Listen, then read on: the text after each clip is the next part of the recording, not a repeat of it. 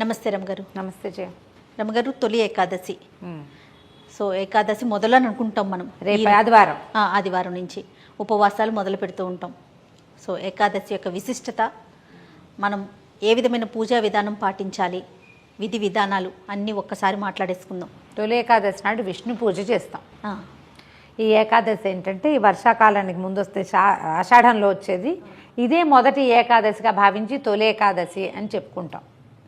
ఏకంటే అసలు పాయింట్ ఏంటంటే దేవసేని ఏకాదశి, హరిసేని కూడా అంటారు.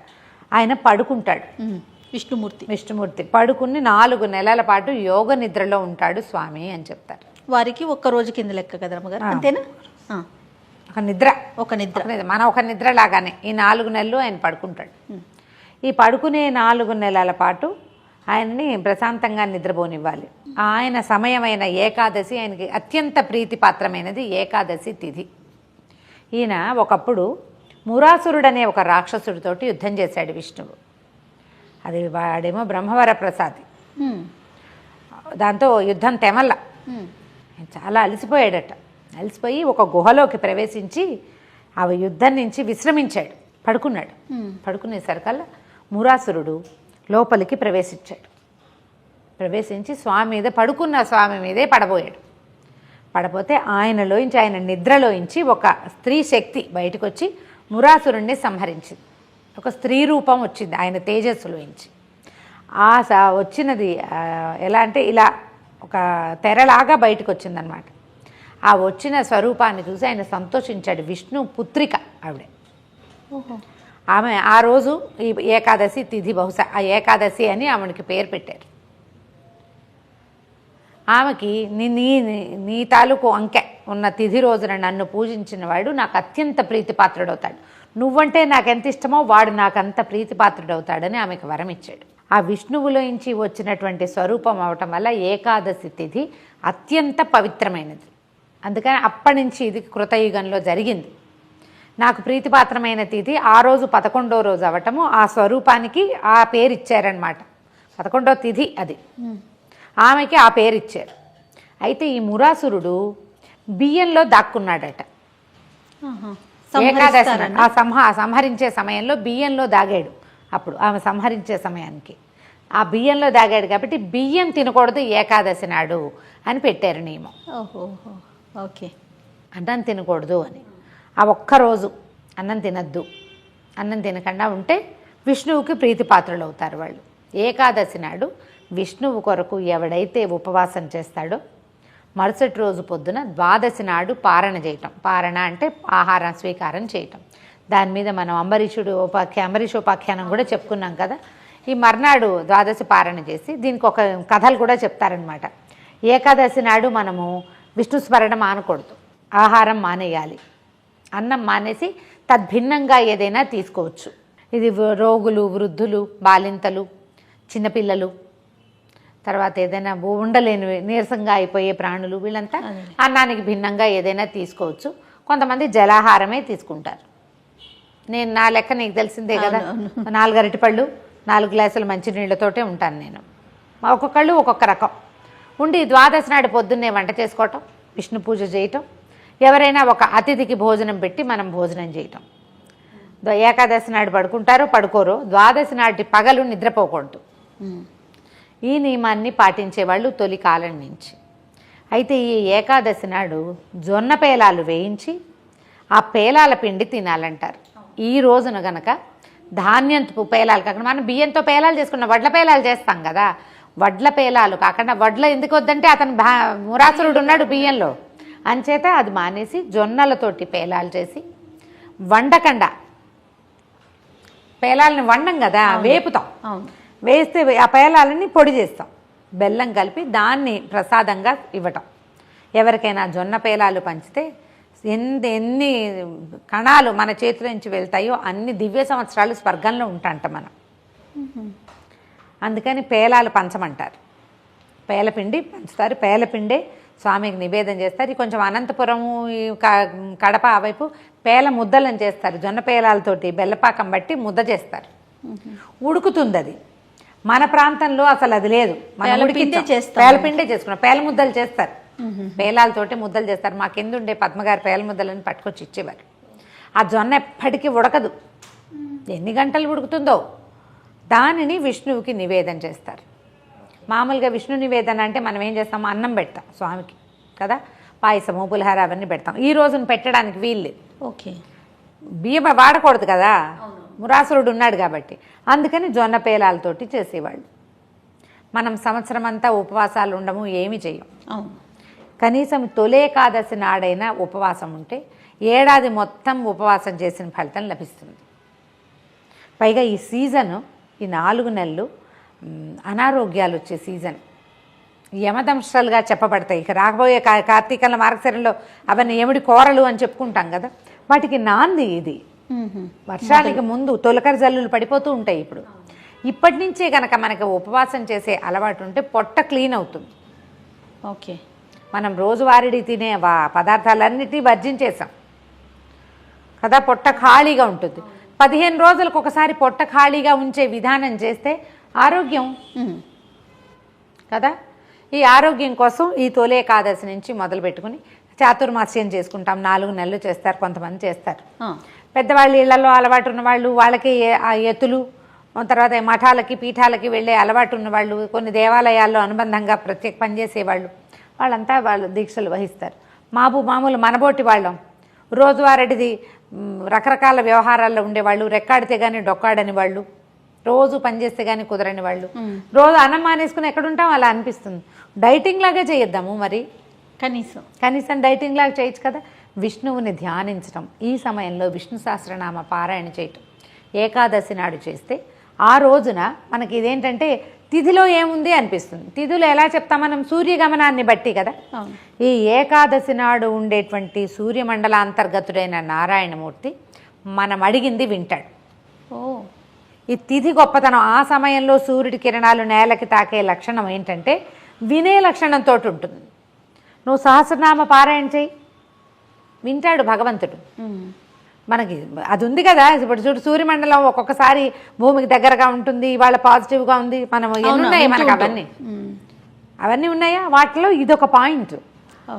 అందుకని ఉపవాసం చేయలేకపోతే పగలు ఏదైనా టిఫిన్ తిను, కనీసం రాత్రి ఏవో 4 పళ్ళు తిను, పొద్దునోసారి సాయంత్రం ఒకసారి విష్ణు సహస్రనామ పారాయణ చేయి. ఈ రోజున ఎవరితోటి పోట్లాడిపోక, దుర్భాషలు ఆడద్దు, అబద్ధాలు ఆడద్దు, ఏ దొంగ పనులు చేయొద్దు. ఈరోజు నీ నియమం నీ బతుకుని కాపాడుతుంది. పెద్దవాళ్ళు మనకి ఇవన్నీ ఎవరు పెట్టారు, మన ముందు ఉన్న ఋషులు కదా. వాళ్ళు ఏమిటంటే దీర్ఘదర్శులు, ముందు కాలాన్ని చూడగలిగేవాళ్ళు.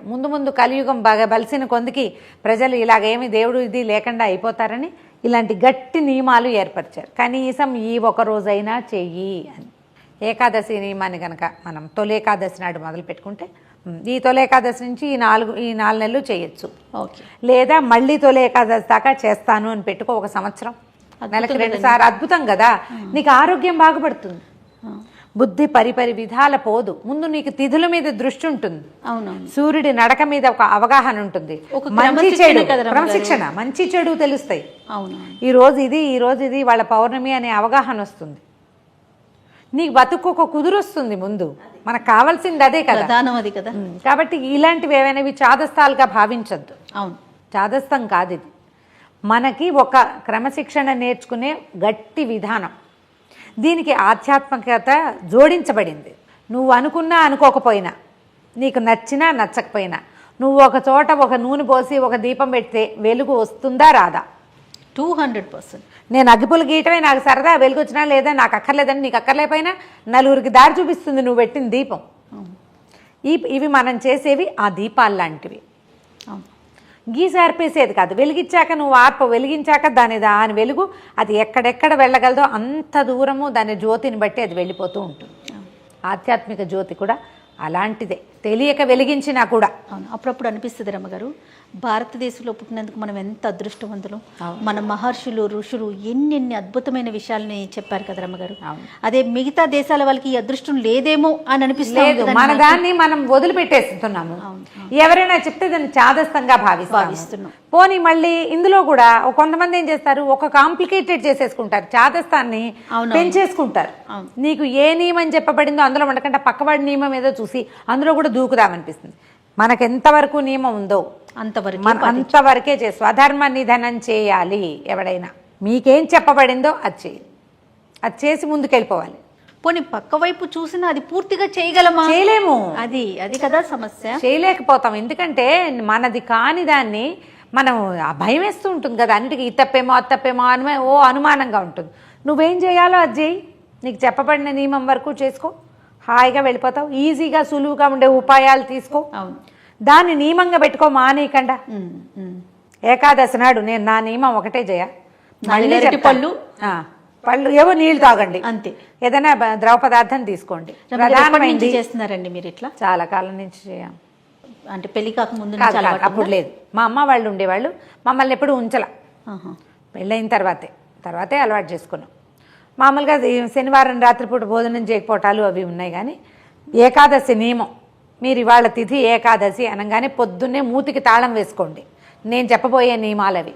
ఎవరిని తిట్టద్దు, ఎవరితోటి పోట్లాడద్దు, నా హక్కు అని హక్కు కోసం కూడా పోట్లాడబోకండి. ఖచ్చితంగా దేవాలయానికి వెళ్ళండి. ఏదైనా ఒక విష్ణు సహస్రనామమో, ఒక అష్టోత్తరమో, ఏది కుదిరితే అది, ఓ వెంకటేశ్వర వజ్రకవచమో, విష్ణు సంబంధమైంది ఒక స్తోత్రాన్ని ఖచ్చితంగా కుదిరితే 2 పూట్ల పారాయణ చేసుకొని చదువుకోండి. ఎవరైనా చదువుతుంటే వాళ్ళతో గొంతు కలిపి చదవటం ప్రాక్టీస్ చేయండి. తప్పులుంటే వాటిని సరిదిద్దుకోండి. అంత పెద్దవి మన వల్ల కాదు. చిన్న శ్లోకం తీసుకోండి. శ్రీరామ రామ రామేతి రమే రామే మనోరమే సహస్రనామ తత్తుల్యం రామనామ వరానని ఖాళీగా ఉన్నంతసేపు అది చదువుకోండి. మీలో వచ్చే మార్పుని మీరే చూస్తారు. మీ జీవితంలో రాబోయే మార్పులకి మీరు ఇప్పుడు చదివింది, ఈ చేసిన నియమం పెట్టుకున్నాను చూడు, ఇది ఎలా కారణమవుతుందో మీకు తెలుస్తుంది. రమ్మగారు, ఒక పర్సనల్ క్వశ్చన్. మీరు చాలా సంవత్సరాల నుంచి చేస్తున్నారు కదా, ఆరోగ్యపరంగా అనేది మీకు తెలిసిపోతుంది, ఆధ్యాత్మికంగా మీరు అనుభవిస్తున్నారు కదా, ఏదైనా ఒక ఎక్స్పీరియన్స్ చెప్తారా? నేను ఇది అనుభవించాను జయ, ఈ తొలి ఏకాదశి ఇలా చేయటం వల్ల, తొలి ఏకాదశి రోజు నేను ఉపవాసం ఉండటం వల్ల ఆధ్యాత్మికంగా కానీ ఆరోగ్యపరంగా కానీ మీ ఎక్స్పీరియన్స్ ఏదన్నా ఉందా? జనరల్ ఆరోగ్యాలంటే నాకు జలుబులు అవి పెద్దగా చేయవు. అవును, జలుబు చేసినా పొద్దున ఉంటుంది, మధ్యాహ్నానికి ఉండదు. అవునవును. పొట్ట డిస్టర్బ్ అయితే నేను అన్నం మానేస్తా. తీవ్రంగా ఖాయిలా పడింది, స్టమక్ డిస్టర్బెన్సెస్ వల్ల లేదు. ప్రతి 15 రోజులకి ఒకరోజు ఉపవాసం ఉంటాం. శనివారాలు నేను మామూలుగా రాత్రిపూట కూడా కొంచెమే తింటాను. సాటర్డే నైట్ నేనేం తిన్ను తాగను కూడా చేయ. అవును, సాయంకాలం తాగిన టీ కూడా ఏం తీసుకోరా? నథింగ్ డూయింగ్, మంచినీళ్ళు తాగుతా అంతే. ఓకే. ఈ మామూలుగా అయితే నా ఏజ్కి నాకు కొంచెం అనారోగ్యం, మా ఇంట్లో ఉన్న మిగిలిన వాటి దృష్ట్యా అందరికి స్టమక్ డిస్టర్బెన్సెస్ ఉన్నాయి మా ఇంట్లో. నాకు చాలా తక్కువ ఉంది. అది ఏకాదశి వల్లనే అనుకుంటా నేను. ఉపవాసం వల్లే. ఏకాదశి అంటే శనివారాలు కూడా ఉన్నాయి కదా, అదే ఉపవాసం వల్లనే. ఖచ్చితంగా ఆధ్యాత్మికంగా చెప్తాను జయ. నేను చిన్నప్పటి నుంచి భక్తురాలిని అది కాదు, మామూలుగా అందరి పిల్లల్లాగానే ఆటకాయితనం, అల్లరి అన్నీ ఉన్నాయి నాకు. దీన్ని డెవలప్ చేయడానికి నాకు ఎవ్వరూ గురువు లేరు, ఆధ్యాత్మిక గురువు లేరు. ఇప్పుడు సభాముఖంగా కూడా చెప్పేస్తున్నాను అందరికీ. ఇప్పటిదాకా నేను ఎవరినైనా నా గురువుగా భావించినది లేనే లేదు, ఫాలో అయింది లేదు.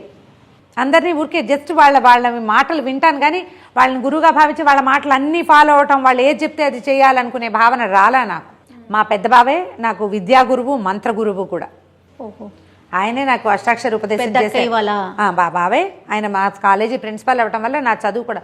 మా పెద్ద బావ అంటే నేను బావా అంటే మా అక్క భర్తగా తెలుసు, అర్థమవుతోంది నీకు. నేను పుట్టడానికి కనీసం 15 సంవత్సరాల ముందు మా ఇంటికి వచ్చారు. మా అక్కయ్య పిల్లలు 4 పిల్లల్లో 3 నాకంటే పెద్దవాళ్ళు, మా వారి కంటే కూడా పెద్ద. Okay okay.